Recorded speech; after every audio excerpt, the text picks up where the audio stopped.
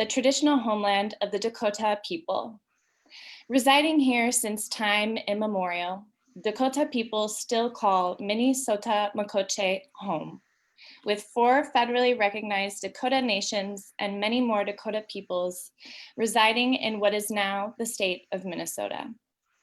Due to continued legacies of colonization, genocide, and forced removal, generations of Dakota people remain disenfranchised from their traditional homeland. Presently, Minnesota-Makoche has become a refuge and home for many indigenous nations and peoples, including 7 federally recognized Ojibwe nations.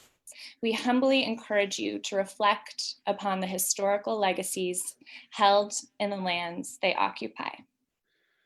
My gratitude to our fellow Kachina Yeager for writing this land acknowledgement statement, which is also included in our printed books. My gratitude also to our publicist, Claire Lane, who you don't see, but who is the puppeteer behind this beautiful event and who is present in our chat to help you with your questions and also provide enthusiasm and support.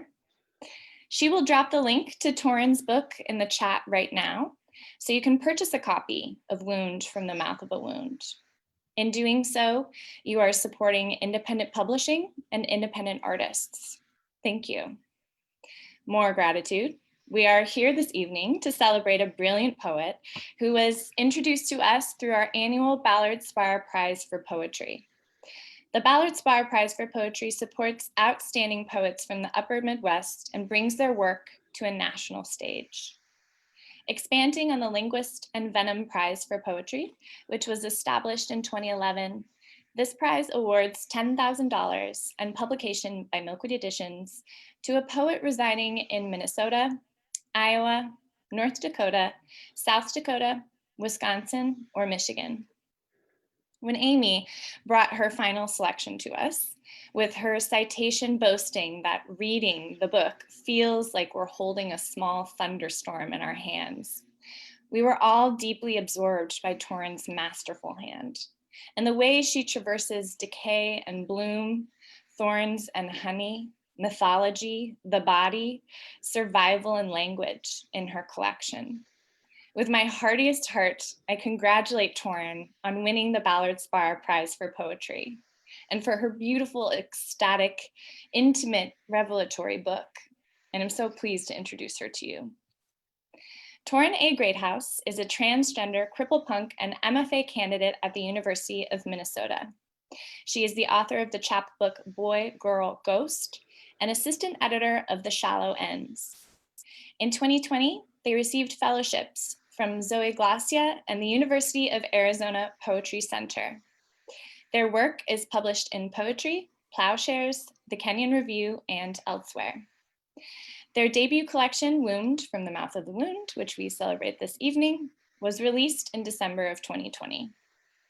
Joining Torrin tonight is Ballard Spahr Prize for Poetry judge Aimee Nezhukumatathil, who is the author of the New York Times bestselling World of Wonders, which Barnes & Noble selected as the 2020 Book of the Year, as well as of 4 books of poetry, including, most recently, Oceanic, winner of the Mississippi Institute of Arts and Letters Award.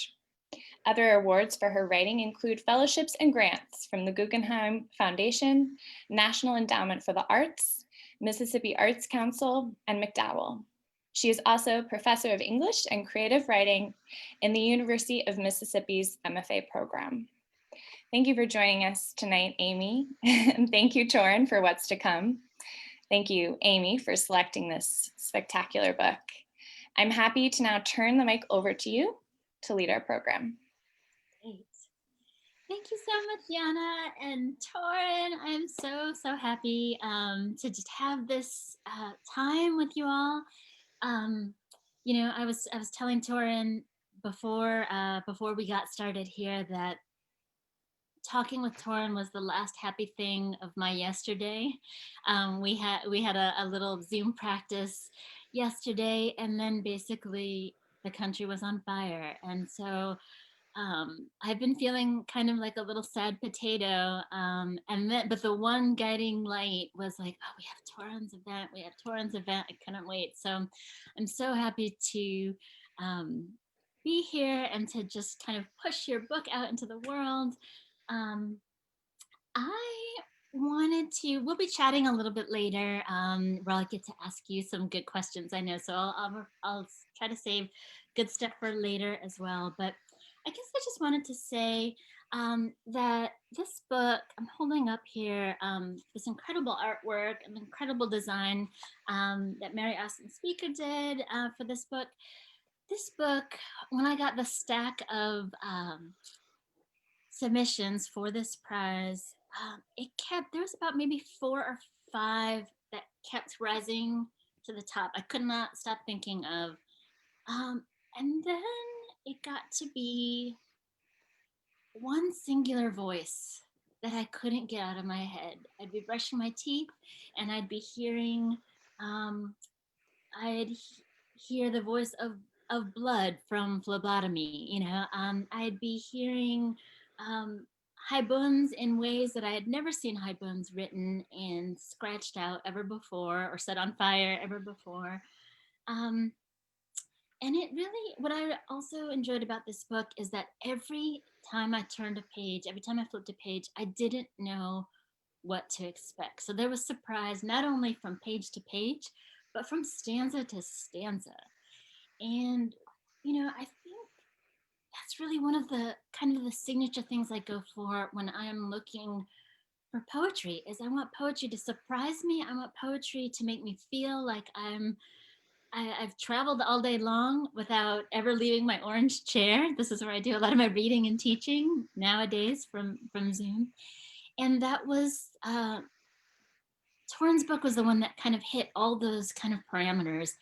And then the final thing is that I just never seen the human body spoken about with such care, tenderness, terror, sadness, longing. Um, it surprised me in the most dazzling, devastating ways. And I just thought, I get like weepy even thinking about it. So sorry, Torrin. I don't think you quite know yet what kind of a dork I am, but I do get weepy thinking about your book in terms of how excited I am that there's going to be so many um, people who need to see themselves and their complicated, complex relationships to their own bodies um, in the pages of your book. And I'm just thinking, in particularly of teens. I'm thinking of from teens to geriatric folks who've never quite felt right in their body or who have had a kind of complicated relationship in their body. I just feel this is the book that the contemporary poetry world has been waiting for. And that was it. Once I've read this book, I think maybe 4 or 5 times total, front to back. And I was getting already bristles ready to fight just in case anyone said, no, we're changing our mind. Because there's, some complicated, difficult things in this book. And to my relief, everybody at Milkweed was like, gosh, we are so glad that you picked that one. That's the one that we were all kind of hoping for too, So it was such a reassurance of what the magic of language can do to make us feel, to make anybody who's felt unseen seen. And the dazzling delight and the talent on display on each page of what you can do with metaphor, what you can do with magic and language on the tongue. There was simply no other choice for me on this, Torrin. And I can't wait, all of you who are watching, I again just encourage you, I know the link is up there on the chat, get this book. We're all kind of a little bit isolated right now. We're in a pandemic. This book will help you not feel alone, regardless of your background. this is one that I keep close to my heart. And I mentioned too, on a side note, totally on a side note, I broke out my Pegasus dress for this because I just, you know, the child of Medusa. I had to break out the golden Perseus, or sorry, Perseus. Oh my gosh, golden Pegasus dress for for this event. So I'm going to turn this over to Torrin, and I guess the final thing I'll say, let me just read, before I turn it over real quick, I wanted to just read the blurb that I gave, and then we'll turn it over, and then Torrin will be dazzling you with all of their poems for tonight. Wound from the mouth of a wound is a remarkable excavation, multitasking in the best and most unforgettable ways. This collection attends to both beauty and, quote, the ugly of my tongue, lolling serpent curled in the slick of my jaw, unquote, serving up visionary meditations and diagramming maps across the galaxy of a body, all while looking out for others as a guide or an oracle. In these pages, the fragments and fusion of the public and private desires dig into exhilarating terrain I didn't quite realize I had been thirsty for all along. The everlasting and intimate result of this book feels like we are holding a small thunderstorm in our hands. Everybody joining us today, let's give a big round of applause for Torrin A. Greathouse. Yay!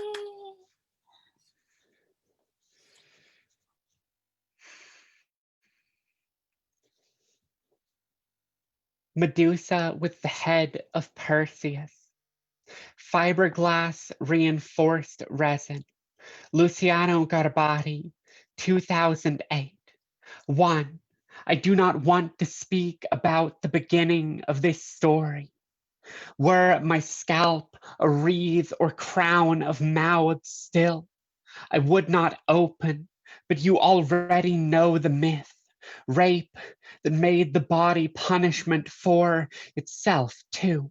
Instead, begin with the body, itself a kind of ending, a new mythology, the severance of two heads where her thighs meet, no gash, sex mouthed into injury, no coiled viper against her groin. Instead, a pale gap in stone's imagination, a dream my body swallows each pill, a small cut, a slow beheading. 3. My mother says her first crime was beauty, that my father's was how he imagined health, a god. Call me blood curse, fair hair shriveled and sprouting teeth stain across a temple floor. Do not make me tell this story without a forked tongue. Before me there was a mother and a god, I mean a man and a choice. Imagine her body a home. Call my father burglar, my birth a breaking and entering. At least this crime gives a name to the shatter, invents a reason for the curse birthed into this body. 4.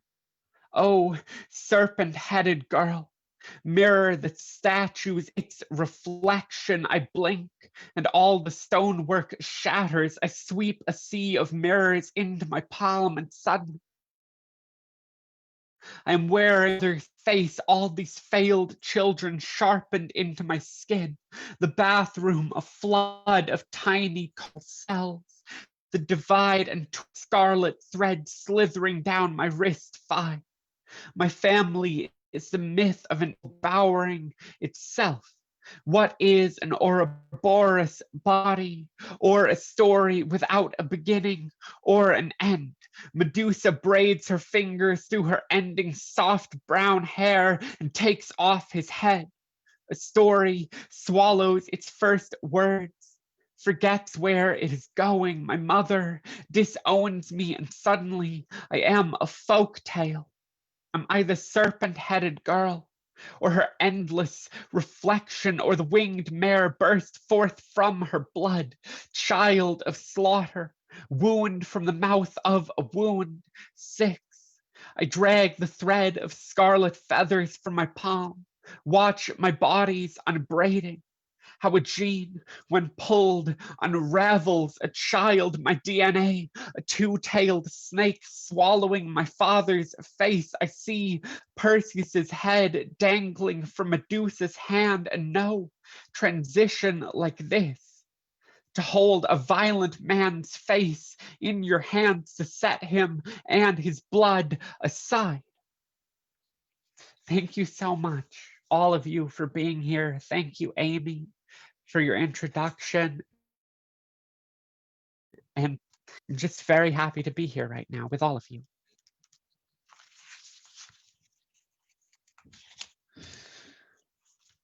Ode to the first time I wore a dress and my mother did not flinch.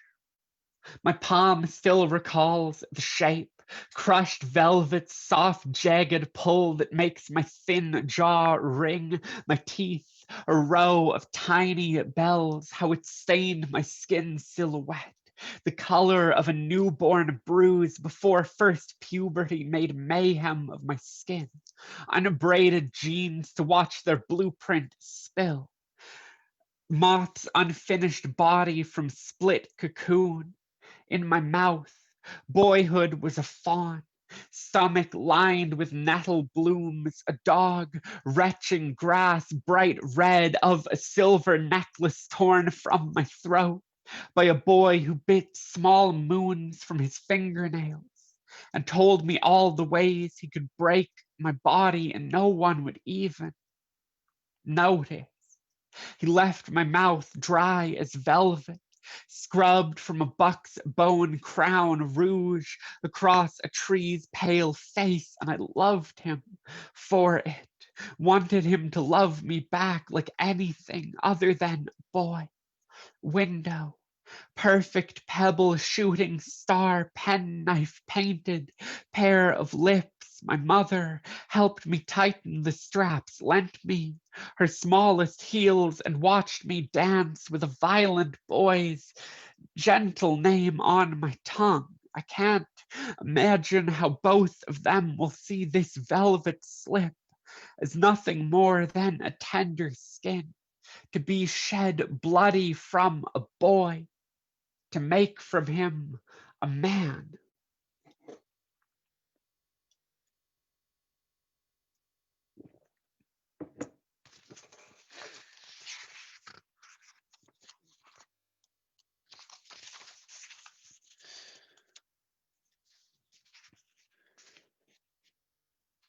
Phlebotomy, as told by the blood. Consider these parallel histories.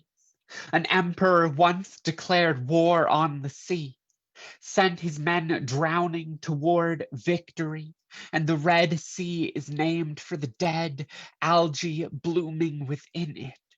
Can you tell me the difference? Maybe I too am red for all the slaughter carried within me. Bastard child of water, lake swelled with rotting fish.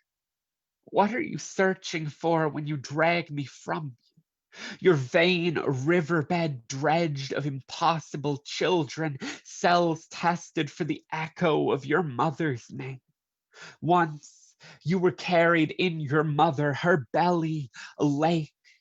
If the child before you and all those after sunk, are you the blood or the water?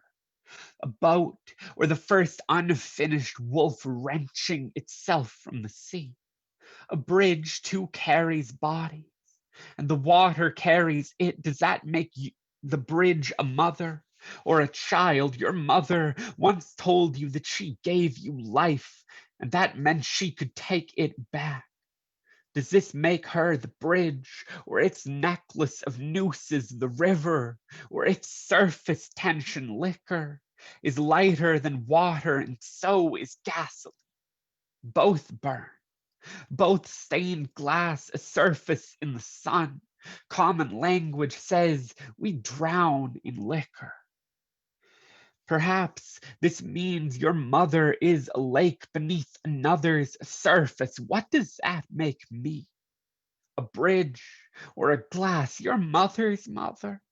Sometimes I worry that you've forgotten me, dry and sober as a boat, your survival a matter of surface tension. Maybe you believe that you are the bridge, suspended above all your dead. Don't forget, everything erodes.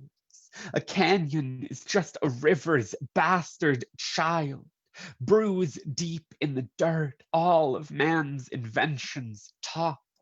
Each bridge's arches bullied down to cliche rust. Another history blooming the water red.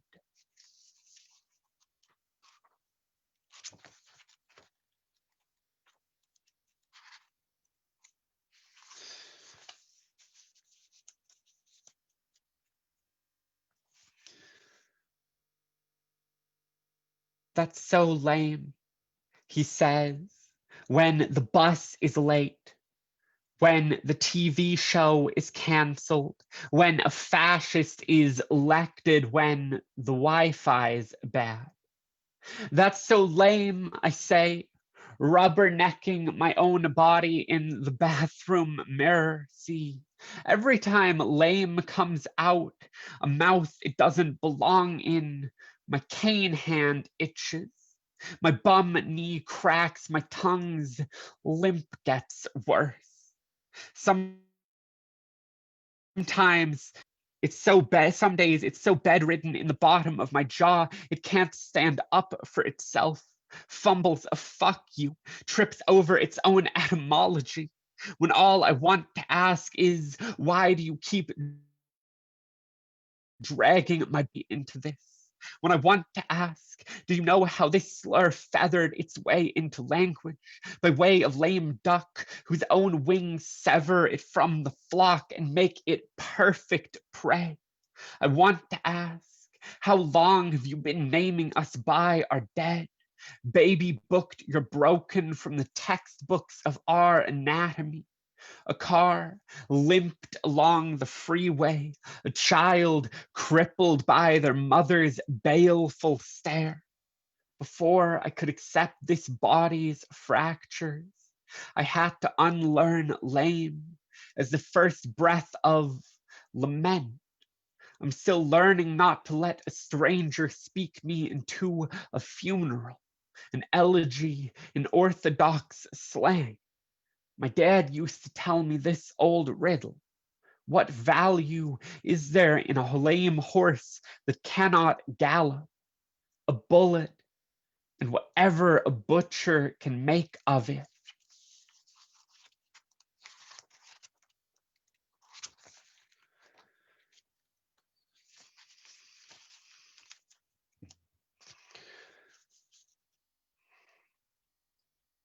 Essay fragment, economic model of disability. How do you calculate in hard mathematics the value of a disabled body? The body which reduces like a fraction, footnote 1, some portion less than human, to an object or icon of pity.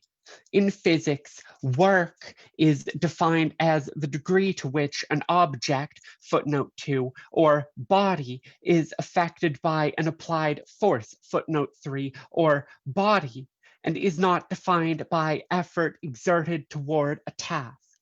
Example, two birds of equal weight fly at equal velocity toward two windows. If one bird shatters its neck, footnote 4, spine collapsing like an equation, and one, the window,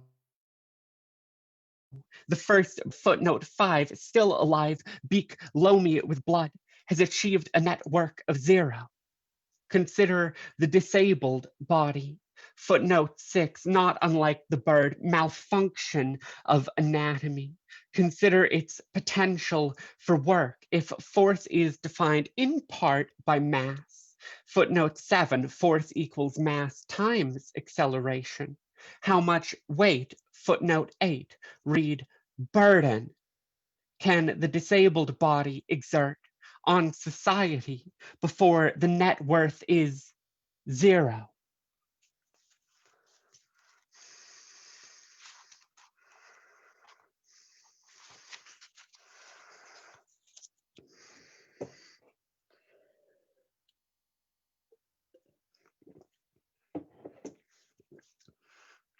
sorry, I'm a very shy reader, so I'm just reading the poems and not talking that much.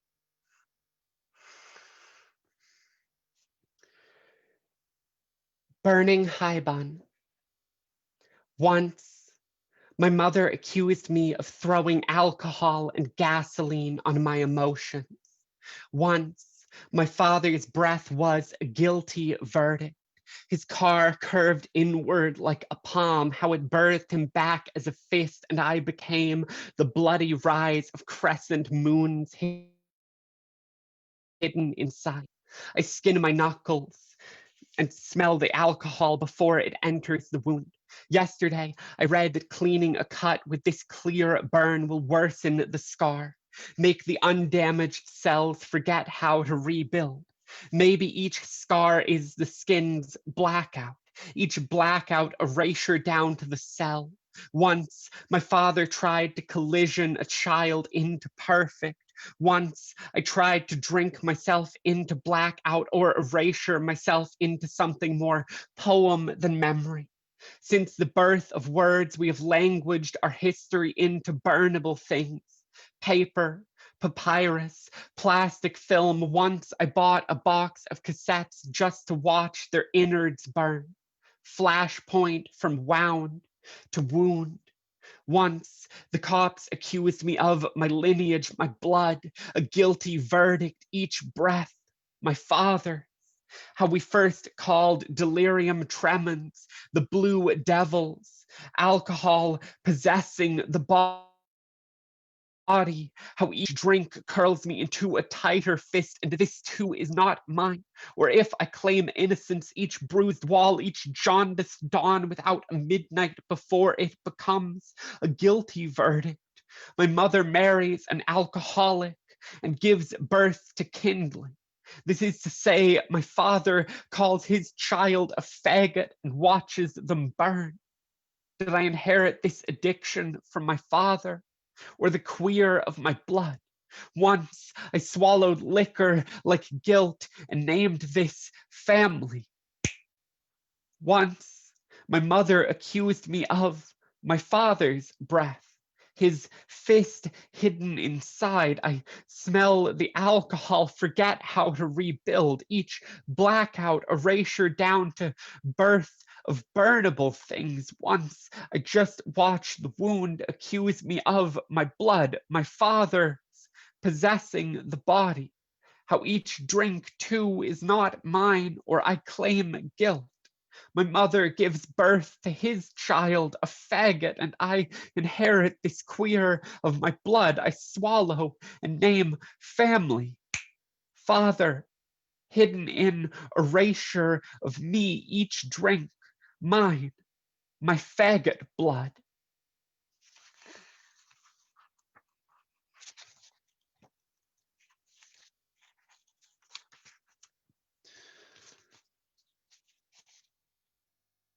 Abecedarian, requiring further examination before a diagnosis can be determined.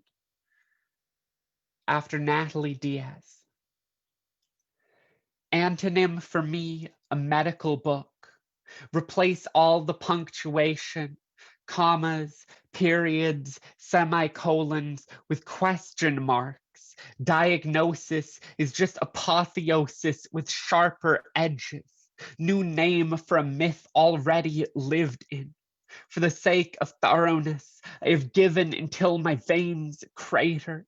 Tests administered for HIV, cirrhosis, glucose, cancer, creatine, albumin, iron, platelets. I've slept for days, wired to machines, had my piss filtered for stray proteins, just to be safe still. Inside my body, kingdom with poisoned wells. I want anything but an elegy lining my bones. I just want to be a question this body can answer. My new doctor writes one referral, then another still. No guesses. A man in a scowl and lab coat offers yoga. More painkillers, suggests PTSD could be the cause of chronic pain. my limp of migraines, quickened pulse and blood glittered coughs of seizures rattling me inside my skin. Oh, syndrome of my perfect and unbroken transgender arm that checked my hormones too. Yes, unfathomable. A suffering I did not choose must be gender, this vacancy my body makes of its own flesh, how I vanish from myself. We search for a beginning to this story and find only a history of breakage X-rays cannot explain. Some girls are not made, but spring from the dirt, yearling tree already scarred from its branches, severance, zygote of red clay that rain washes into a river of blood.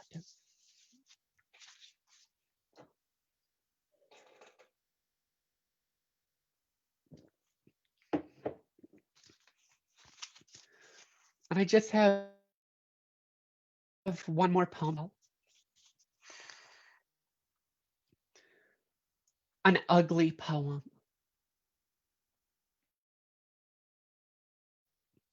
Once I searched for softness on my tongue, ground my father's anger, sour mash cavities from my teeth. I just wanted to talk pretty enough to be mistaken for what I was.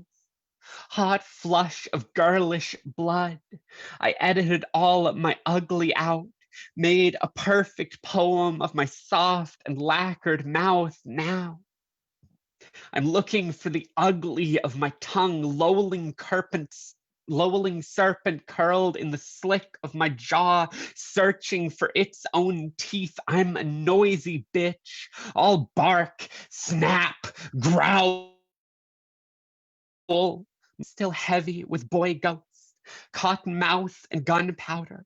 My Eve's apple, the flint to my blunderbuss throat. I'm all buck teeth and ulcer, enamel, a stained glass of nicotine and lip gloss, the broke back Madonna, arms tucked around all the empty air. I could imagine a child, wombless Mary, patron saint of the ingrown hair, bedsore and 3-day eyeliner revival. I rise, a slutty messiah from the 6-day depression, sweat and the good fuck that ends it.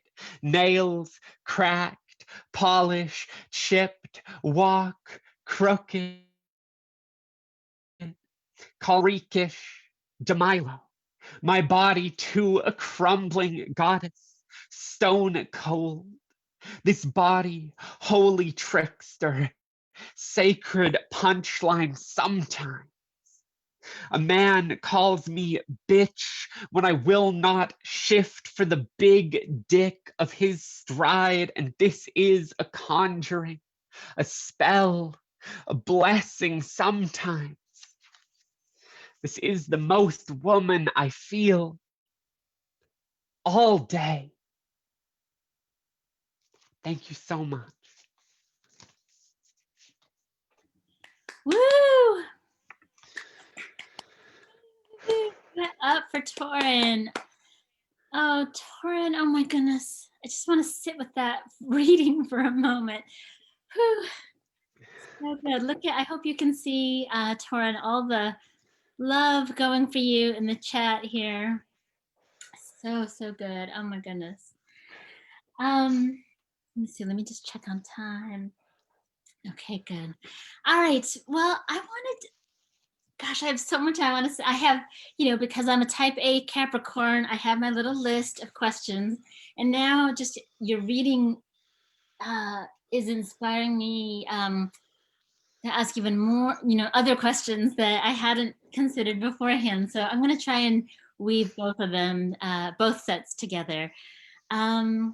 Let me see. Okay, so the first thing I want to ask is maybe, for people who maybe aren't familiar with your work, and I'm always curious about this as well, because I had kind of a circuitous route to poetry. Can you just give a brief introduction of how you were introduced to poetry? Were you one of those people? I'm always in awe of people who are like, I was a poet since I was 5, and my parents were dictating. I was dictating my poems to my parents. I was the opposite of that, basically. But how did you come to poetry? I encountered a little bit of poetry I liked when I was younger, but for the most part, there wasn't access to poetry or really contemporary poetry when I was growing up. I went to a high school in kind of an isolated and very economically disadvantaged area of Central California. Shout out to the Central Valley. There's been some really incredible poets who have recently come from that area. Shout out to Anthony Cody. That Yeah. book is incredible. We were actually just bonding over, like, his grandpa is from Madeira, the town where I went to high school, which shout out Central Valley poets. But for me, really, I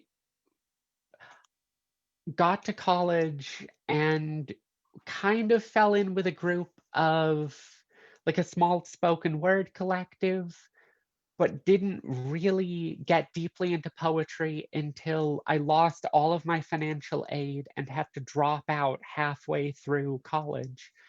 Um, During undergrad, I had to drop out. I became homeless and I was working, between 50 and 70 hours a week, living in a stranger's garage. And the only thing I did that made my life meaningful is I went to a weekly poetry reading at the Ugly Mug. It's the Two Idiots Peddling Poetry reading up in Orange County. And that reading introduced me to a lot of people. They get a lot of really fantastic poets through there. And that kind of became how I started getting connected to a poetry scene. When I came back through, returned to UCI to finish my degree, I went to UC Irvine for my undergraduate. I connected a little bit more, started doing more creative writing classes, and started submitting my work, kind of connecting up with people and just pursuing that. But really, it was that year of being homeless and poetry kind of being the one thing that kept me sane and together. It's what kept me alive in a lot of ways. Yeah. Oh my goodness. I love that so much because I think I did not know that story, but I think you can see.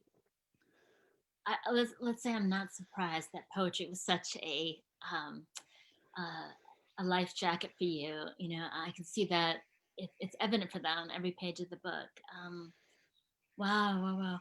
What about? Can you tell me about just a little bit about? I'm always curious about kind of the nuts and bolts too. So I love that you shared a little bit of your own kind of biography, going to the stuff that's not on the back of, a book or a little bio feature. But now I want to hear the nuts and bolts. Like, how did you? So for people who don't know, you're in your, I want to say your 3rd year of your MFA program. Is that right? Second year. Okay. So, gosh, that's amazing.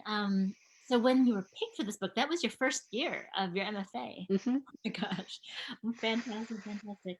Can you tell us about the nuts and bolts of how you even put this together? Like, it's a selfish question a little bit because I have so many students who are putting together their thesis, and I know their thesis is very different from a book. But how did you know? I know that this book is divided in 5 sections. How did you feel the pull towards sectioning out each um, each um, each section? How did you feel that pull? And if you can tell us about, I'm curious about the beginning and the end as well. Like, how did you select big opening poem and end poem? So I think that was maybe the first thing I knew. There were versions of this book that existed long before it was good or a book that I was still submitting because, if I'm being honest, I didn't know that I would make it to the age I am now, Mm, to be completely blunt about it. mm, And I wanted to leave something behind. And, in a lot of ways, I don't have that bleak of an outlook now about my life, but having reached, I think the book really came together with the writing of Medusa with the Head of Perseus. It's actually funny. The final poem in the book was written during a class in the last year of undergrad. oh, wow. So it's probably 3 or 4 years old. Mm, okay. Wow. But so I always kind of knew that would be the poem to end the book on, but I didn't have the poem to open the book. And once I did, I kind of knew that I wanted them to sit on their own because they were such strong poems. Yeah. And from there, it became the question of what do I do with the rest of it? You're an earth sign, you're a Capricorn. So it became kind of a thing where I marked every single poem with a color coding for every theme and the different image systems I was working with. I see. And then I divided all of the stacks. Are you a Virgo? I am a triple Virgo. I'm a Virgo sun, a Virgo moon, a Virgo rising. Oh my goodness. It's a nightmare. Wow, wow. I could recognize it just in your description of how you organized everything. I was like, this is a whole other level. Capricorn is here, but Virgo is triple Virgo. Oh my goodness. Really, I think they're the other way. I think Virgos are less organized than Capricorns personally, but I love it. Okay, okay. So maybe go. more emotionally organized, and like Virgos are more physically organized. I see. Maybe that's it. Maybe that's it. Okay. Anyway, go ahead, because I love it. It's so fascinating for me. Tell me more about the organization. But so I essentially built a map, and I like built every single poem as a locational point on the map based on their adjacency to the various different themes and ideas. Oh wow. And then I was like, okay, how do I draw a line from beginning to end? Oh my goodness. And then I did the original organization based on that, and it wasn't great, Hmm. but it was okay. Yeah.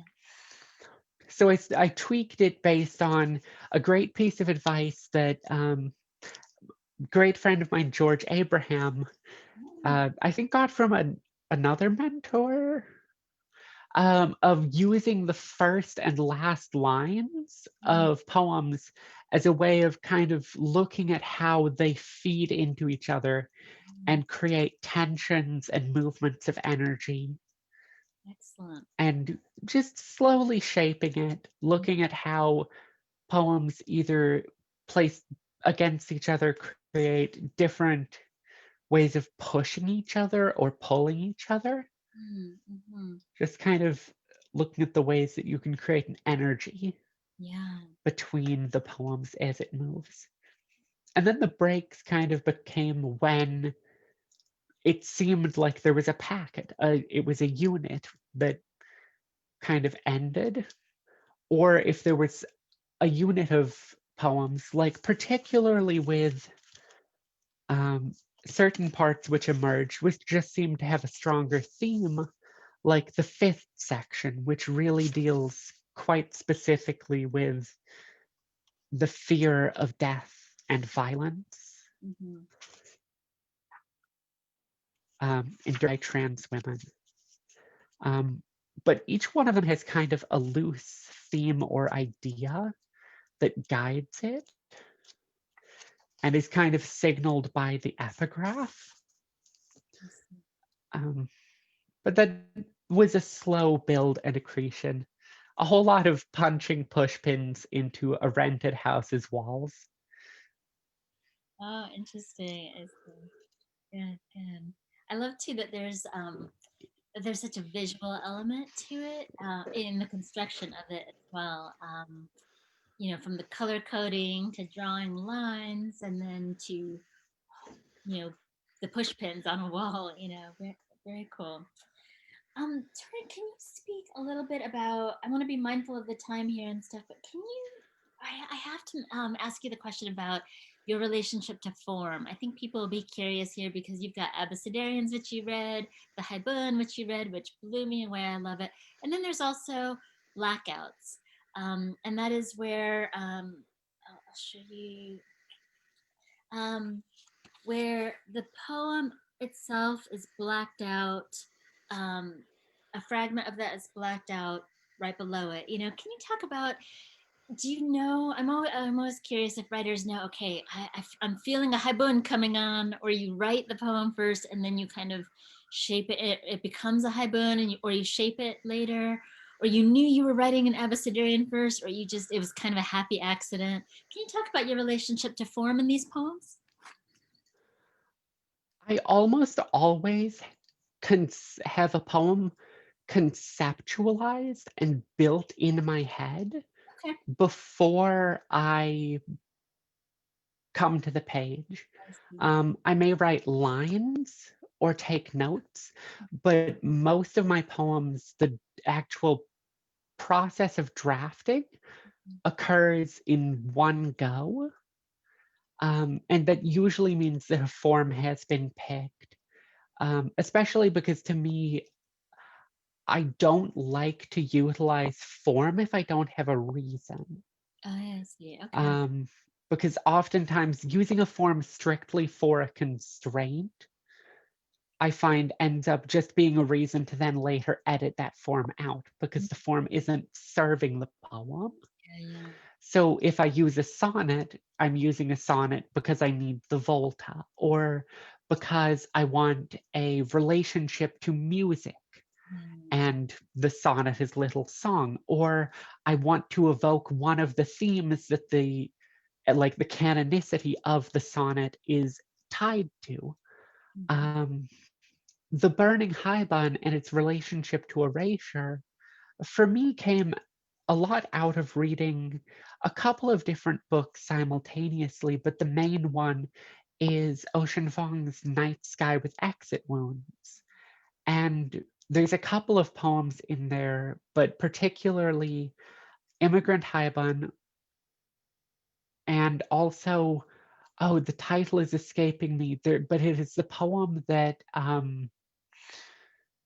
during it, Obad with Burning City, there we go, which involves the kind of shredding of White Christmas, which disintegrates throughout the poem.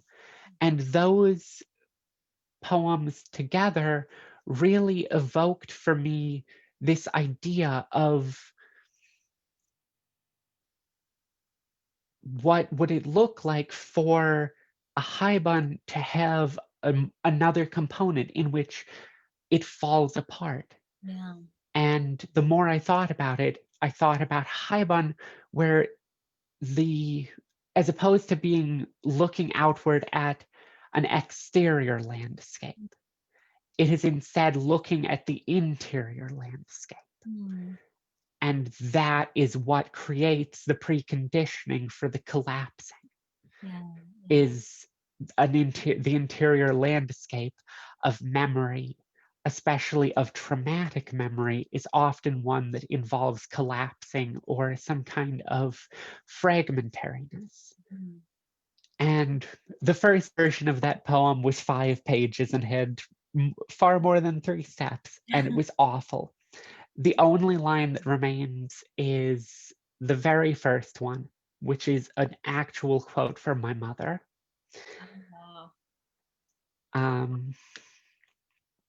But it essentially became a way of generating a new way of thinking through this relationship between self and landscape, and also of rethinking landscape.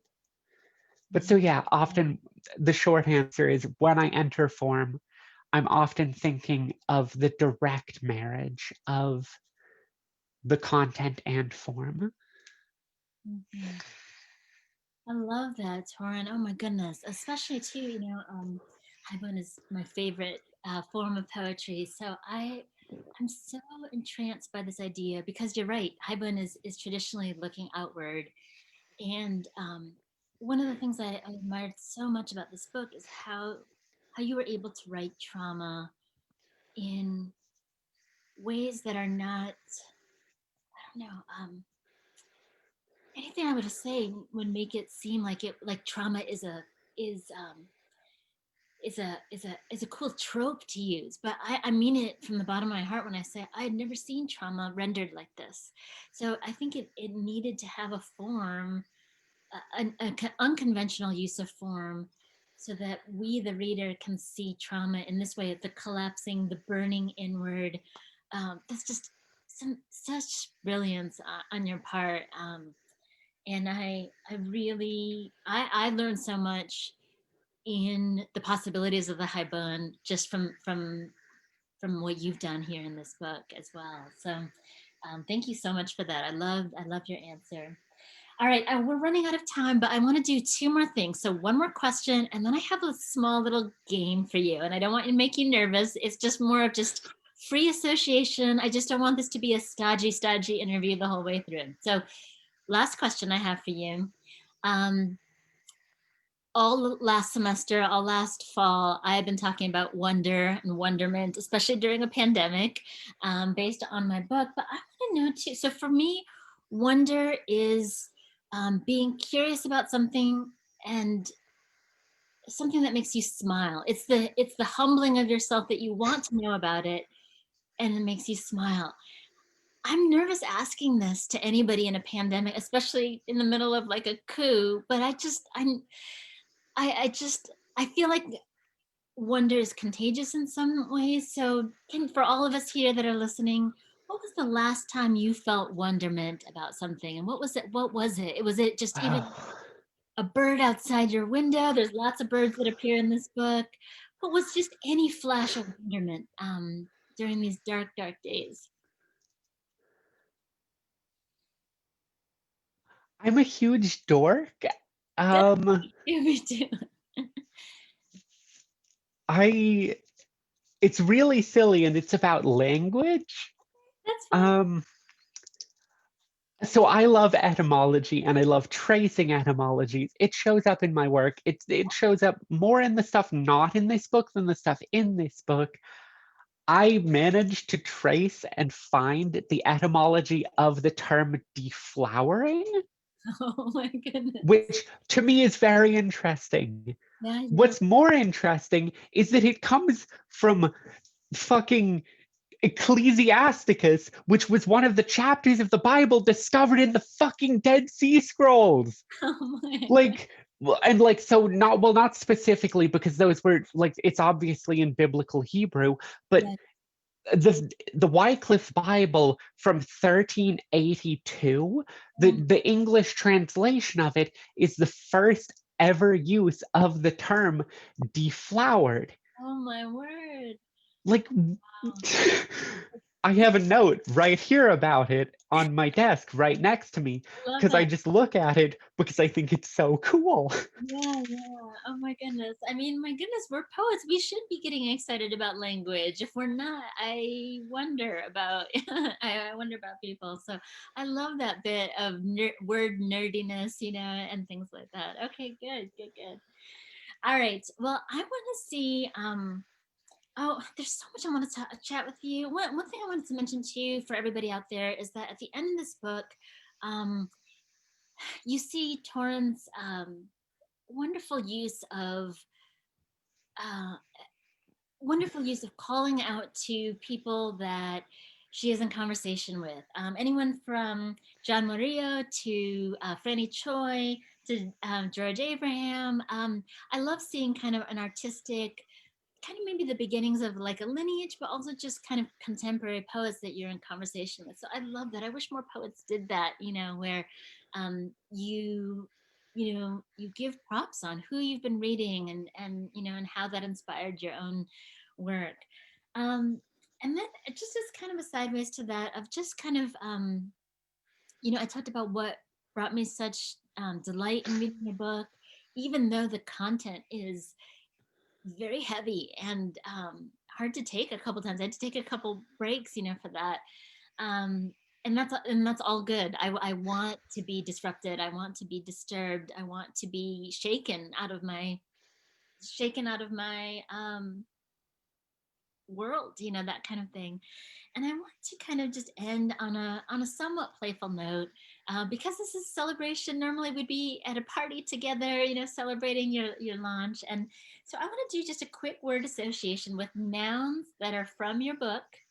And you just give me the first thing you think of. It could be no matter, and I'm a fellow dork too. I'm a total nerd. So whatever you think of, even if it's X-rated, whatever it is, you just say it. I just want to hear. These are words from your actual book. So the first one.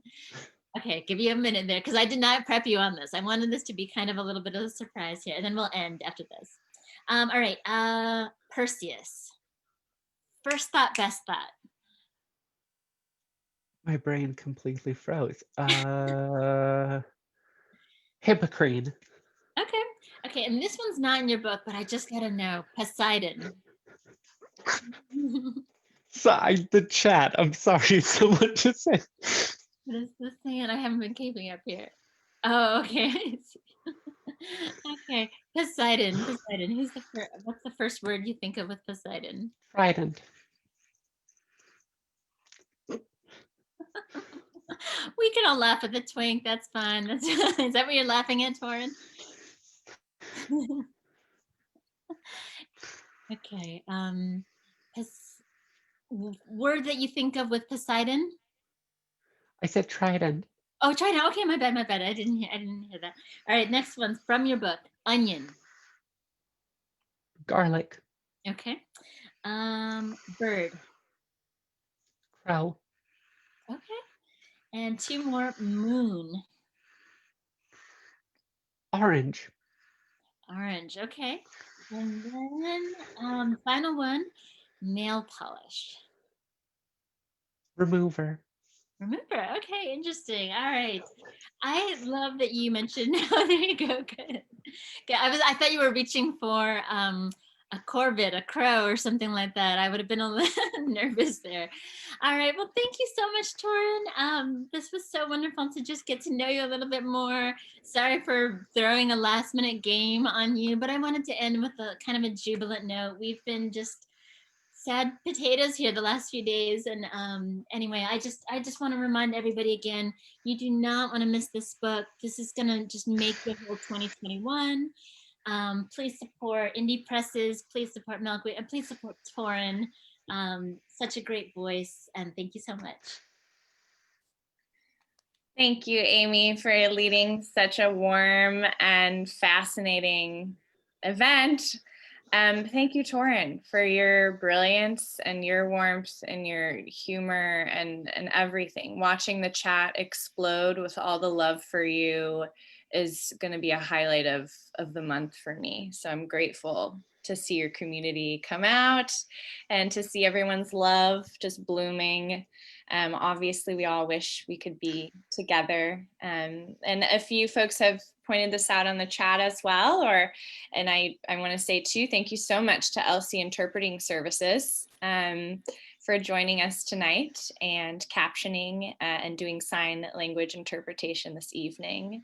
Thank you, of course, to Ballard Spahr for sponsoring this prize and for bringing Torrin to us in that way. We're grateful. We're so grateful. Torrin, thank you. I want to give you a chance to say anything that you'd like, but I'm just sending endless gratitude to everyone who attended this evening and to you as well. Thank you so much, Aimee. That was an amazing conversation. Do not apologize for the game. I had an absolute blast. Thank you, Yana and Claire. Thank you so much to both of the interpreters from Elsie Interpreting Services and for the amazing card. And thank you to everyone who is here for sharing this night, for in the midst of everything that's been going on, taking your time with poetry. And I know things are rough out there right now, and I'm happy to have got to spend this evening with all of you. It's so nice to have you here. And thank you for celebrating this book with me. It means genuinely the world. Also, to be really sappy, I know my partner is here and just, I love you, Roz. Yay, Rob. Thank you so much, everyone. All right. Bye, Torrin. Bye, Yana. Bye, everybody. Thank you all. Thank you.